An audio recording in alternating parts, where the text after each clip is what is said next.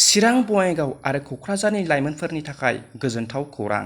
Hospitality दारिमिनाव diploma course साख्रि गैजायै लाइमोनफोरनिफ्राय आइएसएलआ आर'जलाइ हांख्रायहरदों।